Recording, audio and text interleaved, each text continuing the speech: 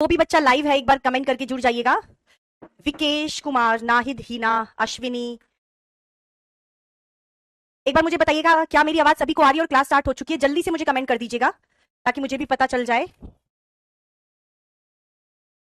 क्या class start हो चुकी है। यस और नो लिख दो बेटा, बस यस और नो।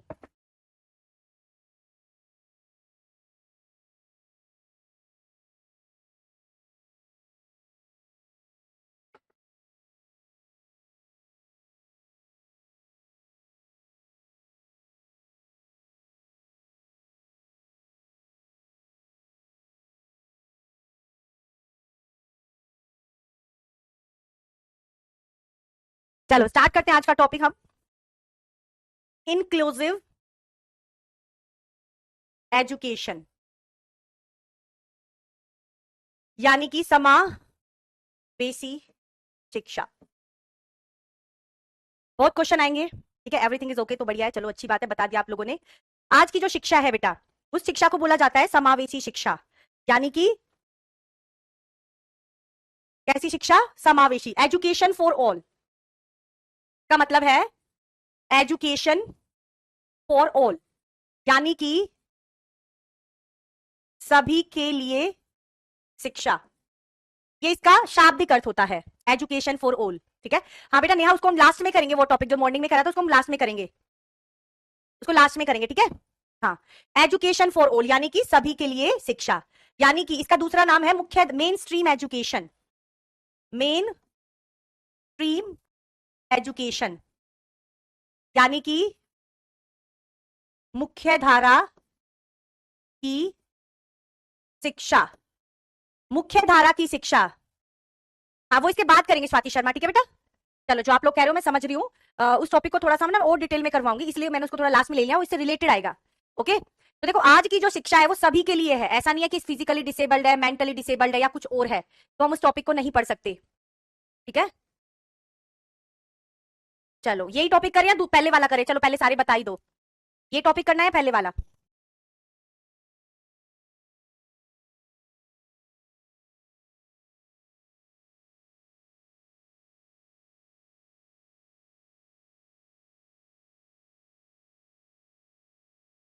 बेटा जो क्लास छूट गया उसको कंप्लीट करो, डेली डेली दो दो तीन तीन क्लास करके।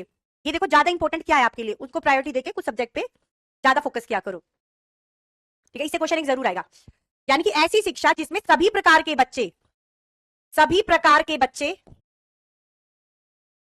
एक साथ, एक साथ एक कक्षा में, सामान्य स्कूल में, सामान्य रेगुलर स्कूल, स्कूल कैसा होगा भाई? सामान्य स्कूल, सामान्य विद्यालय में शिक्षा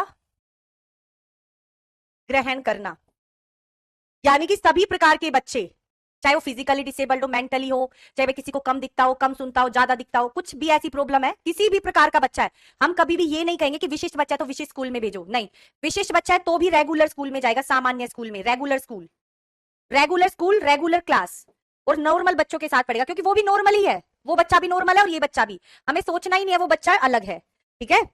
इसमें क्या होता है भाई, ये इंक्लूसिव जो वर्ड है ये कौन सी भाषा का शब्द है, कोई बताएगा? ये स्पेनिश वर्ड है। कैसा वर्ड है? स्पेनिश, स्पेनिश वर्ड है, यानी कि स्पेनिश भाषा का शब्द है ये, कई बार ये एग्जाम में आ सकता है आगे आगे, ठीक है। लिख लो, और तो मैंने सारा ही लिख दिया, ये इंग्लिश में लिख लो। Inclusive education is such education in which all kind of children, all kind of children study together in normal class in regular school, ठीक है बेटा, लिख लेना। अब आगे देखते हैं इंक्लूसिव एजुकेशन के बारे में कब चर्चा शुरू हुई। इंक्लूसिव जो एजुकेशन है, इंक्लूसिव एजुकेशन समावेशी शिक्षा के ऊपर 1994 में स्पेन के सालामांका शहर में, सालामांका शहर में एक सालामांका शहर में एक प्रोग्राम हुआ था आयोजित। कई बार ये भी पूछा गया है, सालामांका शहर कौन से शहर में हुआ था? स्पेन के सालामांका शहर में इंक्लूसिव एजुकेशन के ऊपर, इंक्लूसिव एजुकेशन के ऊपर सम्मेलन हुआ था। क्या हुआ था? सम्मेलन।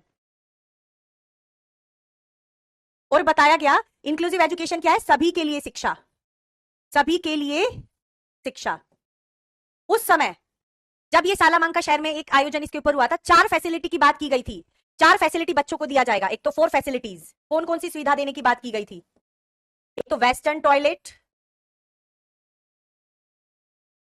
ठीक है, दूसरा होगा असर्टिव डिवाइस, ठीक है। हाँ बेटा, ये जो तो कुछ टॉपिक्स हैं ये हर उसमें आपको मिलेंगे, जैसे इंक्लूसिव एजुकेशन है, ये हर जगह आपको देखने को मिलेगा, हर उसमें, ठीक है। तो ये हर उसके लिए भी है।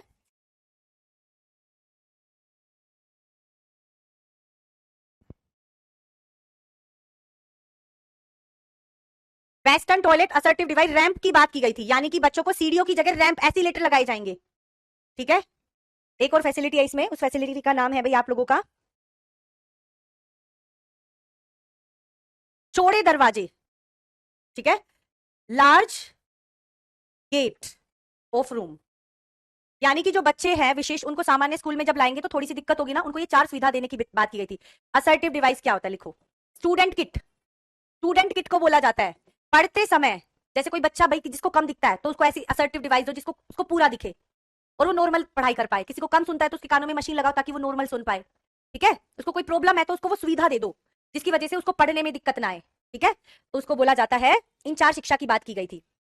अब क्या होता है भाई, इन बच्चों के लिए दिव्यांग शब्द यूज किया जाता है। इंक्लूसिव एजुकेशन में कितने प्रकार के बच्चे आते हैं, इंक्लूसिव एजुकेशन में कितने प्रकार के बच्चे आते हैं, पहला तो है CWSN। CWSN का मतलब होता है चिल्ड्रन विद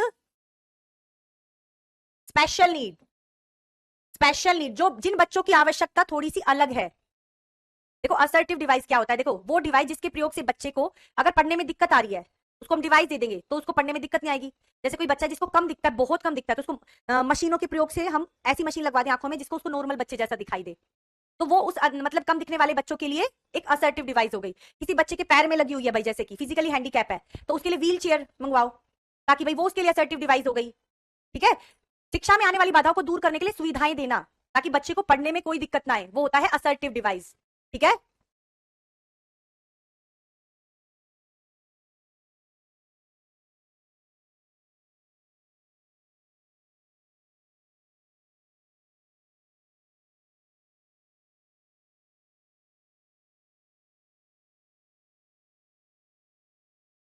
ठीक है, CWSN वो बच्चे होते हैं जिनकी नीड स्पेशल होती है, नॉर्मल बच्चे जैसे नहीं होते। लार्ज गेट क्या होता है भाई, जो क्लासरूम के गेट हो ना थोड़े बड़े और चौड़े होने चाहिए, इसका मतलब ये है इन बच्चों को, ताकि आने जाने में दिक्कत ना हो, कम दिखे, इस तरीके से, ठीक है। अब दूसरा, इनको डिफरेंटली एबल्ड बोला जाता है। डिफरेंटली एबल्ड, जो बच्चे दूसरे तरीके से योग्य हो, दूसरे तरीके से योग्य हो, जरूरी नहीं है नॉर्मल बच्चे जैसा हो, ठीक है। अब तीसरा लिखो, इम्पेयरमेंट, क्षतियुक्तता, डिसएबिलिटी, ठीक है। हैंडीकैप, हैंडीकैप, ठीक है, हैंडीकैप, यानी कि हैंडीकैप को हिंदी में बोला जाएगा भाई आप लोगों को निशक्त, विकलांग, इस विकलांग, निर्योग्य, ये बच्चे आते हैं इंक्लूसिव एजुकेशन में। रैंप क्या होता है बेटा, सीढ़ियों की जगह एसिलेटर लगा देना, ये रैंप होता है। आकांक्षा, ठीक है, रागनी और आकांक्षा क्लियर है। हाँ, सुशील ने बिल्कुल सही बताया। अब इन बच्चों को हम ऐसे इन नाम से नहीं पुकारेंगे, अब इन बच्चों को हम बोलेंगे दिव्यांग। इन बच्चों को क्या बोला जाएगा, दिव्यांग। दिव्यांग बच्चे बोलेंगे हम इनको, ये बच्चे कैसे हैं, दिव्यांग। दिव्यांग के नाम से पुकारेंगे इन सभी प्रकार के बच्चों को। कई बार ये फुल फॉर्म पूछ ली जाती है, CWSN क्या होता है, CWSN होता है चिल्ड्रन विद स्पेशल नीड, ठीक है। देखो भाई अब क्या है, और ये नाम दिव्यांग किसने दिया है, प्रधानमंत्री नरेंद्र मोदी ने, मोदी जी ने, PM मोदी, इन 2016 में उनको अब दिव्यांग नाम से संबोधित किया जाएगा, ठीक है। बेटा मॉर्निंग में क्लास में एकदम से क्या हुआ, इंटरनेट की दिक्कत हो गई थी। नेक्स्ट, अब क्या होता है, स्टूडेंट। देखो इंक्लूसिव एजुकेशन में कितने प्रकार के स्टूडेंट होते हैं, छात्र, स्टूडेंट कितने प्रकार के होते हैं बताओ। छात्र दो प्रकार के होते हैं, एक तो नॉर्मल स्टूडेंट, जनरल स्टूडेंट, यानी कि सामान्य बालक। बालक एक तो सामान्य होते हैं, सामान्य छात्र, एक होते हैं विशिष्ट छात्र, स्पेशल स्टूडेंट। दो प्रकार के छात्र होते हैं, स्पेशल यानी कि विशिष्ट। ये क्वेश्चन आएगा आपकी बार, बेटा ध्यान रखना, विशिष्ट छात्र। अब बच्चे सोचते हैं विशिष्ट छात्र वो छात्र होते हैं विशिष्ट वो बच्चे होते हैं जिनकी जो मेंटली डिसेबल्ड हो, फिजिकली डिसेबल्ड हो, नहीं। विशिष्ट छात्र में दो प्रकार के बच्चे आते हैं। एक तो आएगा गिफ्टेड स्टूडेंट,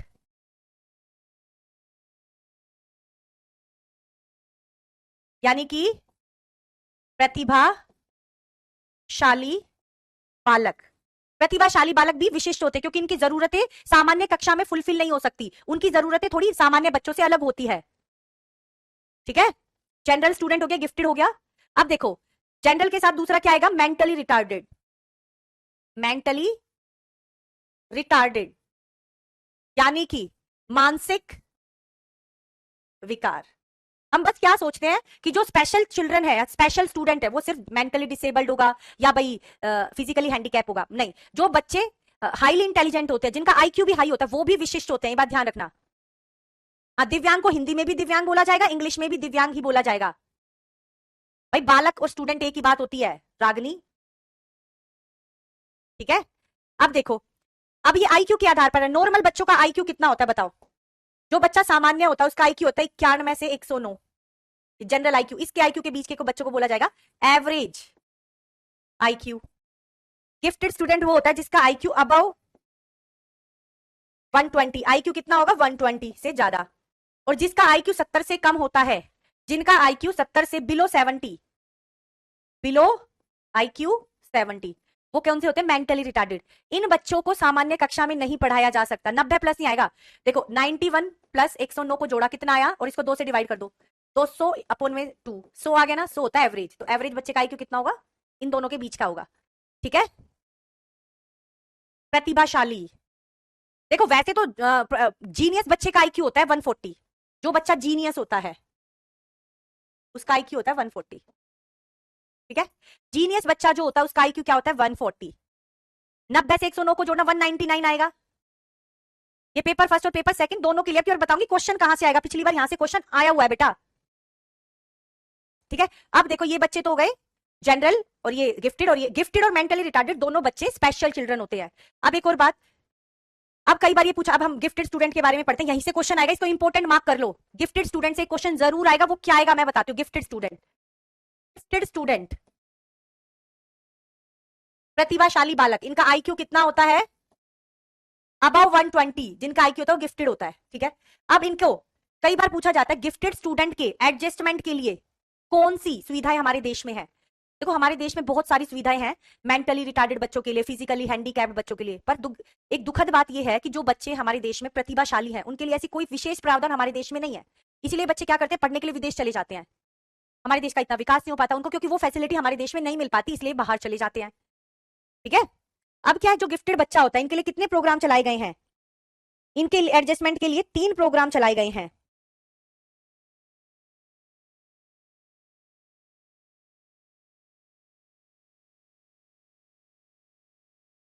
जो बच्चे गिफ्टेड है उनके एडजस्टमेंट के लिए 3 प्रोग्राम चलाए गए हैं।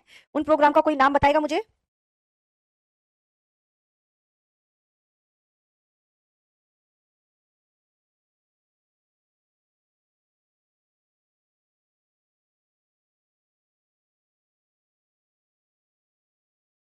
बेटा दोनों लैंग्वेजेस में चल रही हूं मैं, अलग से तो मैं चल ही नहीं रही।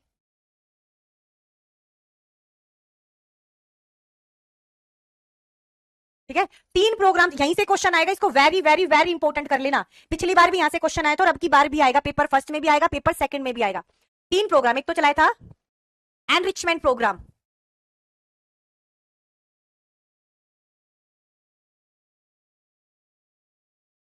Enrichment programme. दूसरा है सीग्रेशन, पृथक्करण। तीसरा है एसिलरेशन, तीव्र प्रमोशन, इसको इंग्लिश में डबल प्रमोशन भी बोल देते हैं। एनरिचमेंट यानी कि संवर्धन कार्यक्रम,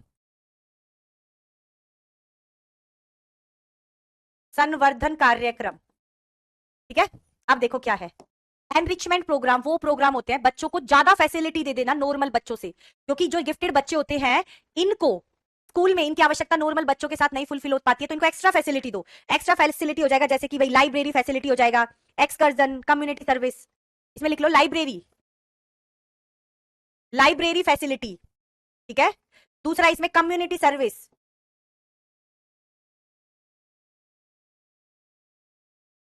एक्सकर्जन मेथड से पढ़ाओ, क्षेत्र भ्रमण द्वारा, भ्रमण द्वारा भ्रमण द्वारा पढ़ाओ, लाइब्रेरी फैसिलिटी दो, कम्युनिटी सर्विस, यानी कि कम्युनिटी में बहुत सारी बच्चों को कम्युनिटी में सर्विस देना, बच्चों को प्रोजेक्ट बेस्ड होमवर्क देना, ठीक है, इस तरीके से। सीग्रेशन का मतलब होता है इन बच्चों को अलग पढ़ाओ, एक्स्ट्रा क्लासेस दो। एक्स्ट्रा क्लास कैसी होनी चाहिए? एक्स्ट्रा, जैसे मॉर्निंग असेंबली में एक्स्ट्रा क्लास लगा दी, इवनिंग में सारे बच्चों के जाने के बाद एक्स्ट्रा क्लासेस लगा दी, ठीक है, ये होता है। एसिलरेशन होता है अर्ली एडमिशन और quick promotion. Early admission, quick promotion, देखो इनको तीनों को बताती हूँ क्या है। एनरिचमेंट प्रोग्राम वो प्रोग्राम होते हैं बच्चों को थोड़ी एक्स्ट्रा फैसिलिटी दे देना, लाइब्रेरी दे दो, प्रोजेक्ट बेस्ड होमवर्क दे दो, एक्सकर्जन मेथड से पढ़ाओ, और भाई कम्युनिटी में भी बहुत सारी फैसिलिटी दो ताकि इन बच्चों की जरूरत पूरी हो सके। दूसरा सीग्रेशन, अलग करके पढ़ाओ, नॉर्मल बच्चों के साथ तो पढ़ाओ, पर जब वो टाइम समाप्त हो जाए तो 1-1.5 घंटा एक्स्ट्रा पढ़ा दो ताकि इनकी जरूरतें भी पूरी हो जाए। हमारे टाइम पे होता था ना, मॉर्निंग असेंबली में आधा घंटा की क्लास लगा दी और बच्चों के जाने के बाद 1 घंटे की क्लास लगा दी, तो वो होती थी सीग्रेशन क्लासेस।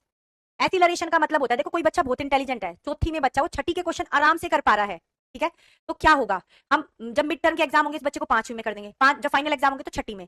एक साल में 2 प्रमोशन देना क्या होता है? एसिलरेशन। भाई कोई बच्चा बहुत इंटेलिजेंट है और वो कर पाता है, छठी के क्वेश्चन भी कर पा रहा है, तो उसकी जरूरत कभी भी इस वाली क्लास में पूरी नहीं हो पाएगी, ठीक है। अब आ जाओ नेक्स्ट, अब हम पढ़ते हैं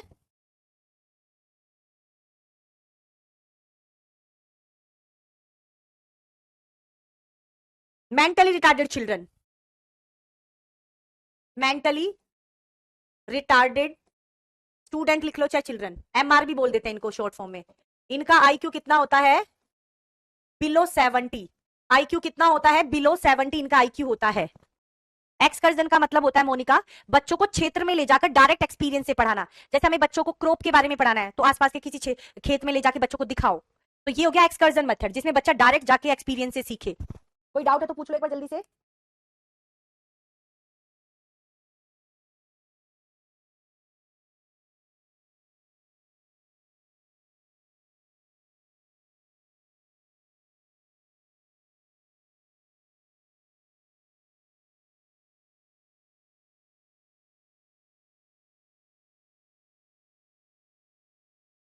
ठीक है ज्योति, मैं उसको देखूंगी बेटा। मेंटली रिटार्डेड बच्चे 4 प्रकार के होते हैं। माइल्ड, एमआर को लिख देती हूँ, मेंटली रिटार्डेड यानी कि अल्प बल, अल्प बल मेंटली रिटार्डेड। दूसरा होता है मॉडरेट, मॉडरेट मेंटली रिटार्डेड यानी कि सामान्य मेंटली रिटार्डेड। तीसरा है सीवियर, एमआर, सीवियर का मतलब होता है गहन। चौथा है प्रोफाउंड मेंटली रिटार्डेड यानी कि गंभीर। 4 प्रकार के होते हैं। अब देखो इनका आईक्यू होता है भाई 56 से 70 आईक्यू। सामान्य का होगा 36 से 55 आईक्यू। इनका हो जाएगा भाई 21 से 35 आईक्यू। प्रोफाउंड का हो जाएगा 0 से 20 आईक्यू। ये 4 प्रकार के होते हैं। मेंटली रिटार्डेड जो होते हैं वो मानसिक विकार वाले, जिनका आईक्यू कम होता है उनको मेंटली रिटार्डेड बोला जाता है। आईक्यू के आधार पर है ये बच्चे, ठीक है, हिंदी और इंग्लिश दोनों में लिख रही हूँ। हाँ एक्सकर्जन मेथड बहुत अच्छा होता है, पर इन बच्चों को थोड़ा सा स्पेशल चिल्ड्रन ज्यादा अच्छे से समझ पाते हैं एक्सकर्जन मेथड से, ठीक है। अब देखो भाई माइल्ड मेंटली रिटार्डेड जो बच्चा होता है ये क्या होता है? इन बच्चों को हम ट्रेन कर सकते हैं, ट्रेनेबल स्टूडेंट भी बोल सकते हैं, प्रशिक्षण योग्य है।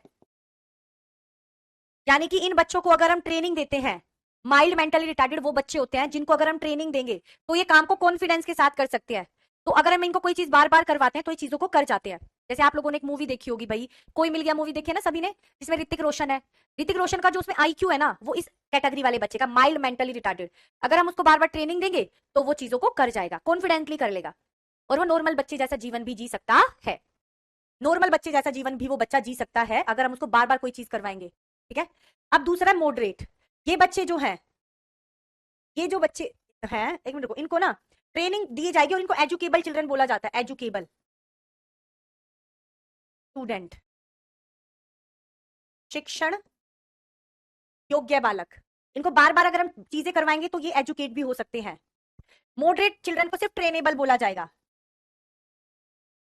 ट्रेनेबल का मतलब होता है जिनको बार बार प्रशिक्षण तो हम देंगे परंतु इनमें कॉन्फिडेंस नहीं आता, इन बच्चों में कॉन्फिडेंस नहीं आता, इसलिए इनकी ना तो शादी हो सकती है ना ही ये कमा सकते हैं, ना ही अपना जीवन यापन कर सकते हैं। हाँ, अपने काम कर लेंगे, कपड़े पहन लेंगे, खा लेंगे, दूसरों पर डिपेंड नहीं रहेंगे, पर ये शादी नहीं कर सकते, ना ही ये आजीविका कमा सकते हैं, पैसे कमा सकते हैं, ना नौकरी कर सकते हैं, ना कोई रोजगार कर सकते हैं। माइल्ड मेंटली रिटार्डेड बच्चों को अगर हम बार बार ट्रेनिंग देते हैं तो ये चीजों को सीख जाते हैं, इनको हम कुछ हद तक पढ़ा भी सकते हैं, और इनको अगर हम ट्रेनिंग देते हैं तो ये कोई रोजगार भी कर सकते हैं, इनकी शादी भी हो सकती है, इनके बच्चे भी हो सकते हैं। ठीक है, ये सोशल स्टडी में भी आएगा बेटा कोमल।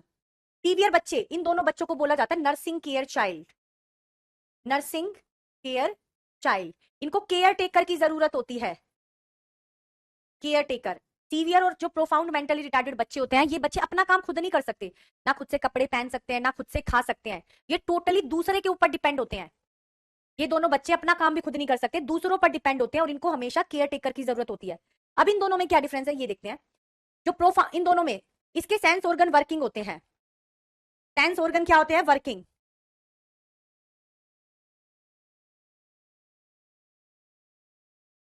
प्रोफाउंड मेंटली रिटार्डेड के सेंस ऑर्गन डैमेज होते हैं, खराब होते हैं पूरे तरीके से।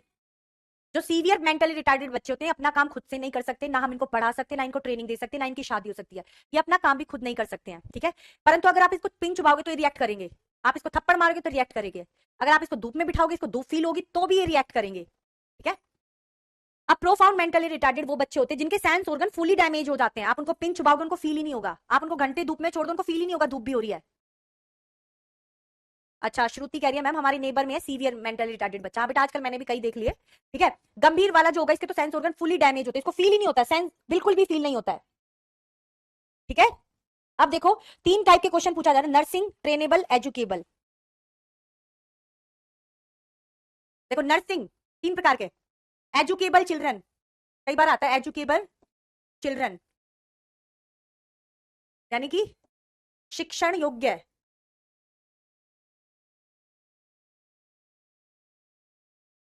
इनका आईक्यू कितना है बताओ, आप लोग बताओ। एक रेगुलर एजुकेबल, सामान्य शिक्षण योग्य, इनका आईक्यू कितना होगा। ठीक है, पहला हो गया, दूसरा हो गया, तीसरा। ट्रेनेबल चिल्ड्रन, प्रशिक्षण, प्रशिक्षण योग्य बालक। इनके आईक्यू बताओ आप लोग, किसी को पता हो तो वेरी गुड। बेटा यही आएगा, देखना जो मैंने ये करवाया है ना, ये बात इंपॉर्टेंट मार्क कर लो, इसमें से एक क्वेश्चन जरूर आएगा, ध्यान रखना, एक क्वेश्चन जरूर आएगा और एक इसमें से भी आएगा। चौथा है भाई लास्ट, नर्सिंग केयर।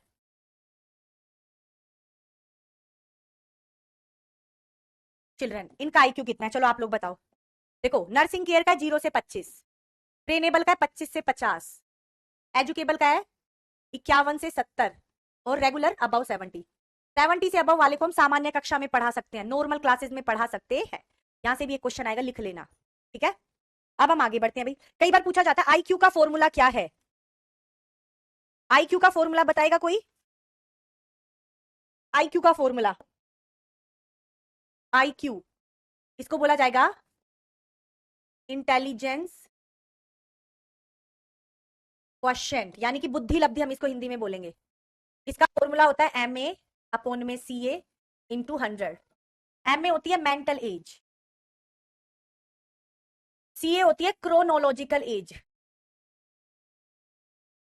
ये क्वेश्चन भी आएगा, ध्यान रखना आपकी बात। रियल एज भी लिख देते हैं, वास्तविक आयु, मानसिक आयु। ठीक है, आईक्यू क्या होता है, बुद्धि लब्धि।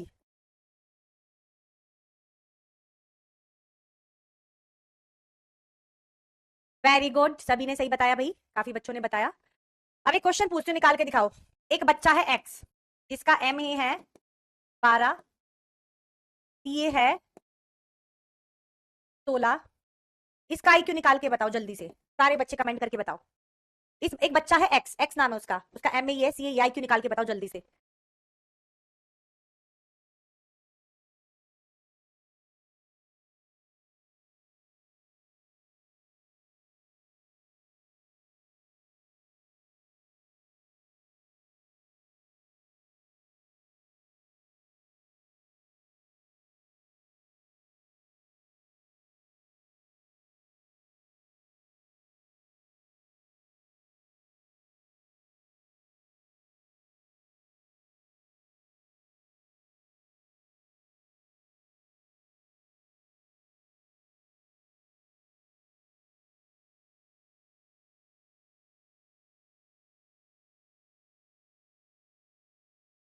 क्या होगा आईक्यू का फॉर्मूला?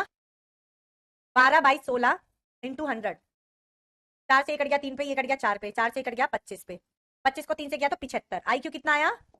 75। ठीक है, अब यही बच्चा, दोबारा क्वेश्चन देखो, ये एक्स ही बच्चा, यही बच्चा एक्स की मेंटल एज तो है 16, ठीक है, क्रोनोलॉजिकल एज है 25। अब इसका आईक्यू निकाल के बताओ। चलो, अब ये बच्चा है 16 वर्ष तक MA, यानी कि हमारा जो मेंटल डेवलपमेंट है वो 16 वर्ष तक बढ़ता है, उसके बाद नहीं बढ़ता है। आपको आईक्यू निकाल के बताओ, अब यही बच्चा हो गया, जल्दी बताओ। रितु मिश्रा।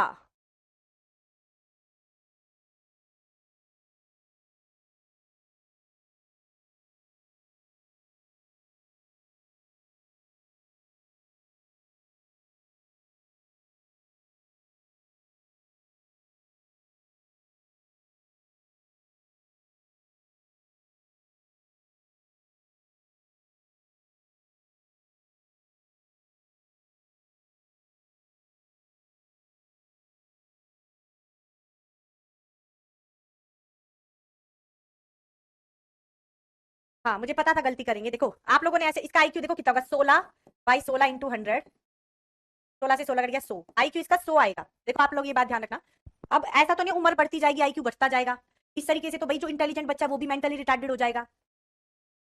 गलत है, ये गलत है, आप लोगों ने 64 निकाला, गलत है। ये बात ध्यान रखना, CA जब भी 16 से ज्यादा दे रखी है, 16 से ज्यादा है तो 16 मानकर उसको 16 मानो, फिर कैलकुलेट करो, लाइन लिख लो। जब भी क्रोनोलॉजिकल एज 16 से ज्यादा दे रखी हो तो उसको 16 मानकर करो।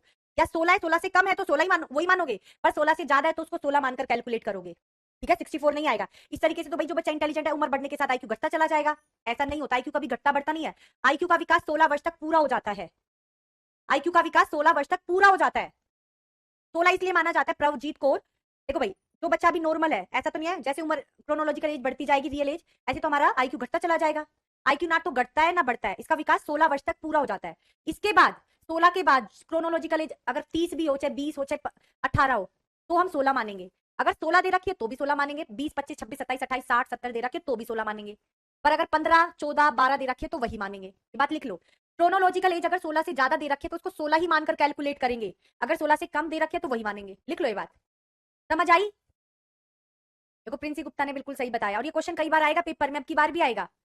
आईक्यू जब भी 16 से ज्यादा CA दे रखी है, आप उसको CA भी नहीं बेटा, बढ़ती MA बस 16 वर्ष तक बढ़ती है। MA जो है वो हमारी 16 वर्ष तक ही बढ़ती है। जीन पियाजे ने मानसिक विकास का सिद्धांत दे रखा है ना, कॉग्निटिव थ्योरी ऑफ डेवलपमेंट, उसमें भी 15 वर्ष तक दे रखी है, मैक्सिमम 16 वर्ष तक ही डेवलप होती है, उसके बाद नहीं होती है। ठीक है, चलो सबका क्लियर हो गया, ये बात मुझे बहुत अच्छी लगी। अब हम आगे चलते हैं। अब आप लिखो भाई, इसमें एक और चीज पढ़ते हैं अब हम। एक होता है इंटीग्रेटेड एजुकेशन।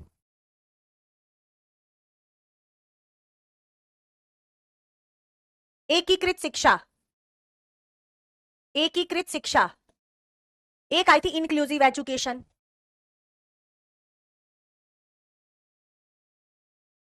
समावेशी शिक्षा,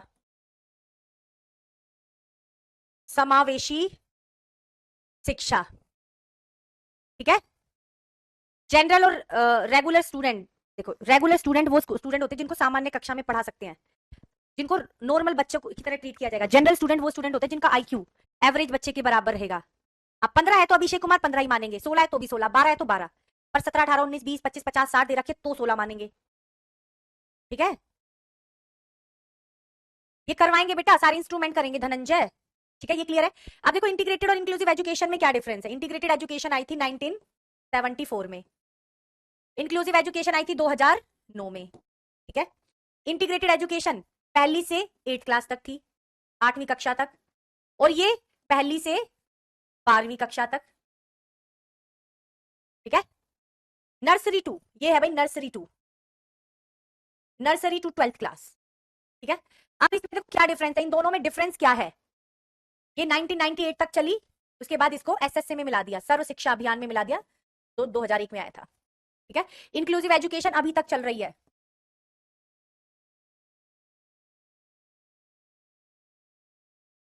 इंक्लूसिव एजुकेशन अभी तक चल रही है, ठीक है। अब देखो क्या इन दोनों में डिफरेंस, इसमें भी सभी प्रकार के बच्चे एक साथ, सभी प्रकार के बच्चे एक साथ पढ़ेंगे, इसमें भी सभी प्रकार के बच्चे एक साथ, तो बताओ डिफरेंस क्या है।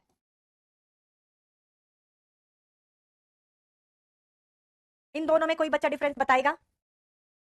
ठीक है बेटा रिंकी, मैं इतना कह रही हूँ, इससे ज्यादा नहीं आएगा, मैं इतना करवा देती हूँ, बच्चे इसको पढ़ ले, वो तो DSSB में टीचर बन जाएंगे।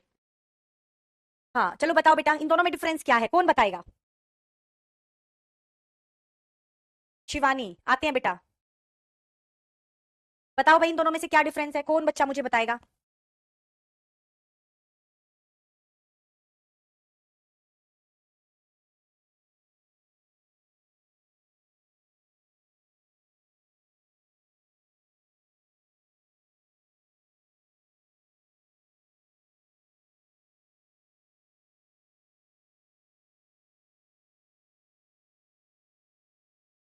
देखो क्या डिफरेंस है, फैसिलिटी का, फैसिलिटीज, सुविधाओं का। इंटीग्रेटेड एजुकेशन जब आई थी, बस ये बात बोली गई थी सामान्य और विशिष्ट बच्चों को एक साथ पढ़ाएंगे, परंतु थोड़ी बहुत सुविधा, सामान्य बच्चों वाली सुविधा मिलती थी, उनकी डिसेबिलिटी के अकॉर्डिंग उनको सुविधा नहीं मिलती थी इसमें इंटीग्रेटेड एजुकेशन में। हाँ देखो क्या डिफरेंस है, इंटीग्रेटेड एजुकेशन में स्पेशल और जनरल स्टूडेंट एक साथ पढ़ते थे, पर इनको नॉर्मल बच्चों वाली सुविधाएं मिलती थी, उनको उनकी जरूरत के हिसाब से नहीं मिलती थी, ठीक है। इंक्लूसिव एजुकेशन में फुल फैसिलिटी दो भाई बच्चे को, जितनी बच्चे में डिसेबिलिटी है उसको सुविधा पूरी दो, ताकि उस बच्चे को पढ़ने में दिक्कत ही ना आए और वो अपने आप को नॉर्मल बच्चे जैसा समझे, उसको पढ़ने में कोई दिक्कत ना आए। फुल फैसिलिटी, जितनी उसमें को जरूरत है फुल फैसिलिटी दो, ठीक है। दोनों में सुविधाओं का फर्क है, इसमें कुछ सुविधा थी, इसमें पूरी सुविधा, भाई जितनी बच्चे को जरूरत है पूरी दो, ताकि उसको पढ़ने में दिक्कत ही ना आए, वो अपने आप को नॉर्मल बच्चे जैसा समझे, ठीक है। अब हम आगे बढ़ते हैं भाई, इंक्लूसिव एजुकेशन में डिफरेंट कंसेप्ट यूज हुए थे, different concept use in inclusive education. समावेशी शिक्षा में विभिन्न संप्रत्यय प्रयोग में लाए गए, कौन कौन से थे। पहला है डी इंस्टीट्यूशनलाइजेशन, डी इंस्टीट्यूशनलाइजेशन, यानी कि संस्थान रहित, संस्थान रहित शिक्षा। देखो डी इंस्टीट्यूशनलाइजेशन का मतलब है कि विकलांग बच्चों को विशेष स्कूल ना भेजो, विकलांग बच्चों को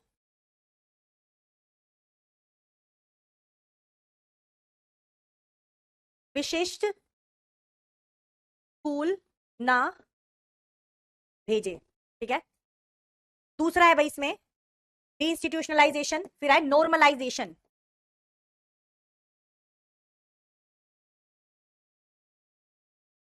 सामान्यीकरण।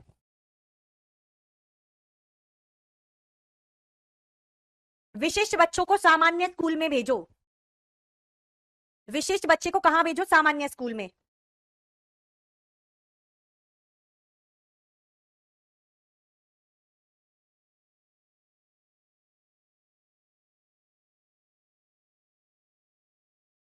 इनका मतलब देखो, डी इंस्टीट्यूशनलाइज, स्पेशल बच्चा स्पेशल स्कूल नहीं जाएगा, स्पेशल बच्चा नॉर्मल स्कूल में जाएगा, ठीक है। चलो भाई हिमांशी समझ में आ रहा है तो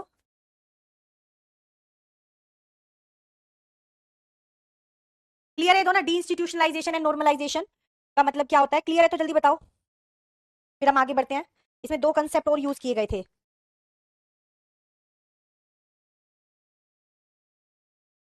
एक था LRE, लीस्ट रेस्ट्रिक्टिव एनवायरमेंट, तीसरा देखो, तीसरा इसकी फुल फॉर्म कई बार आती है LRE, लीस्ट रेस्ट्रिक्टिव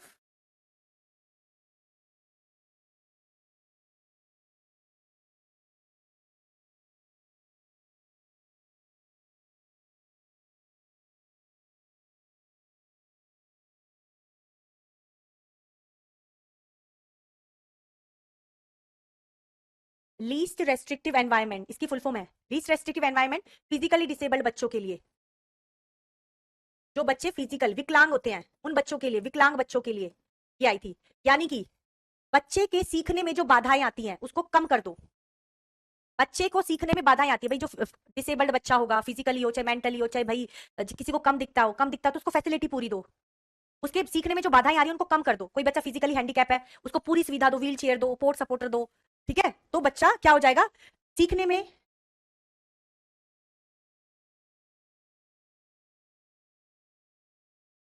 सीखने में आने वाली बाधाओं को कम करना। बच्चा जब सीखता है तो उसको बहुत परेशानियां होती हैं, उन परेशानियों को कम कर दो, कम कर देना सुविधा देकर। ठीक है, लास्ट है मेन स्ट्रीम। मेन स्ट्रीम मुख्य धारा। विशिष्ट बालक अपने आप को नॉर्मल जैसा ही समझे, वो समझे ही ना वो विशिष्ट है, उसके साथ बिहेवियर भी नॉर्मल बच्चे जैसा होगा, उसको नॉर्मल ही ट्रीट किया जाएगा। ठीक है, treat special children as normal children. विशिष्ट बालक को सामान्य बालक ही समझो। ठीक है, नरेंद्र चौधरी बेटा बताओ क्या दिक्कत हुई। पहले हम सारे कंसेप्ट क्लियर करेंगे, उसके बाद क्वेश्चंस करेंगे। ठीक है, अब आज की क्लास में हमने क्या पढ़ा है उसका एक बार क्विक रिवीजन ले लेते हैं स्टार्टिंग से, फिर हम क्लास को खत्म करते हैं भाई। समावेशी शिक्षा को मेन स्ट्रीम एजुकेशन भी बोला जाता है। ये एक स्पेनिश वर्ड है और ये सभी प्रकार के बच्चे एक साथ एक छत के नीचे सामान्य कक्षा में सामान्य स्कूल में पढ़ेंगे। इंक्लूसिव एजुकेशन का कंसेप्ट 1994 में स्पेन के सालामांका शहर से शुरू हुआ था, जिसमें बच्चों को 4 प्रकार की सुविधाएं दी गई थी। इंक्लूसिव एजुकेशन में सभी प्रकार के बच्चे पढ़ेंगे। अब इनके लिए दिव्यांग शब्द यूज किया जाएगा। स्टूडेंट इंक्लूसिव एजुकेशन में सभी प्रकार के नॉर्मल भी होते हैं, विशिष्ट भी। विशिष्ट भी 2 प्रकार के होते हैं, गिफ्टेड भी और मेंटली रिटार्डेड भी। गिफ्टेड बच्चों, यहां से क्वेश्चन जरूर आएगा, ध्यान रखना, यहां से क्वेश्चन जरूर आएगा इस वाले पेज से, इसको इंपोर्टेंट मार्क कर लो। मेरे को याद करोगे मैडम ने बोला था और वही आ गया, पिछली बार भी बोला था आएगा, अब की बार भी आएगा। ठीक है, अब जो बच्चा है गिफ्टेड बच्चों के लिए सिर्फ यही प्रोग्राम और कोई नहीं है, सिर्फ इन्हीं तीनों में से आंसर आएगा। मेंटली रिटार्डेड बच्चे 4 प्रकार के होते हैं और आईक्यू के आधार पर ये 4 प्रकार के बच्चे होते हैं। कौन से रेगुलर है, कोई कौन सा एजुकेबल है, कौन सा ट्रेनेबल है, कौन सा भाई नर्सिंग केयर है, ये आपको याद करना पड़ेगा। आईक्यू का फॉर्मूला आप लोग याद कर लेना। बस एक बात ध्यान रख लेना कि जब भी क्रोनोलॉजिकल एज 16 से ज्यादा दे रखे तो आपको 16 ही माननी है। उससे कम दे रखे तो 12 दे रखे तो 12 मानोगे, 15 दे रखे तो 15, 16 दे रखे तो भी 16, पर अगर 17, 18, 19, 20, 25, 30, 50, 60 दे रखे तो आप 16 मानोगे। इंटीग्रेटेड और इंक्लूसिव एजुकेशन में फैसिलिटीज का डिफरेंस था। इसमें कुछ सुविधाएं दी गई सामान्य बच्चों वाली और इसमें पूरी सुविधाएं दी गई थी। ठीक है, 4 कंसेप्ट आए थे इंक्लूसिव एजुकेशन में। डी इंस्टीट्यूशनलाइजेशन, यानी कि विशिष्ट बच्चे विशिष्ट स्कूल में नहीं जाएंगे, विशिष्ट बच्चे सामान्य स्कूल में जाएंगे और विशिष्ट बच्चों को फुल फैसिलिटी दो ताकि उनको सीखने में कोई बाधा ही ना आए। ठीक है, और मेन स्ट्रीम यानी कि विशिष्ट बच्चा अपने आप को नॉर्मल जैसा ही समझे। क्लियर है सभी को? आई थिंक आज सारे बच्चों को बहुत अच्छे से क्लियर हुआ है। देखो हमने ज्यादा कुछ नहीं पढ़ा है, थोड़ा पढ़ा है, बट इतना अच्छे से इनको रिवाइज कर लेना, नेक्स्ट क्लास जब भी होगी देखो सभी बच्चों को समझ में आया, बहुत अच्छा है। ठीक है Narendra, next time I will try.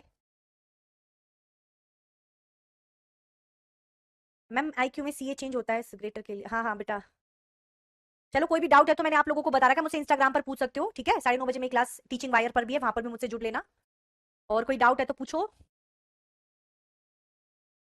बेटा वो क्लासेस का काम मेरा है, मैं इतना कराऊंगी कि पेपर इन्हीं में से आना, इससे ज्यादा मत पढ़ना। चलो सभी को समझ में आया, thank you so much. Doubts वगैरह के लिए मैंने आप लोगों को सोल्यूशन बता ही रखा है। टेस्ट मैं बाद में लूंगी, पहले हम कंटेंट क्लियर करेंगे, फिर टेस्ट ही टेस्ट हुआ करेंगे। कुछ ना समझ में आए तो समझ लेना फिर, है ना, जब भी करने में मजा आता है जब हम कंटेंट क्लियर कर लेते हैं। अंकिता कुमारी, जल्दी बनाओगी बेटा, सुशील कुमारिक जल्दी ही। चलो आज सभी को अच्छे से समझ में आया, सारी क्लासेस अच्छे से लेना। क्वेश्चन बेटा मोनिका रेगुलर प्रैक्टिस करो, कोई भी प्रीवियस ईयर लेके करो, ज्यादा मत करो, थोड़ा करो, अच्छे से करो।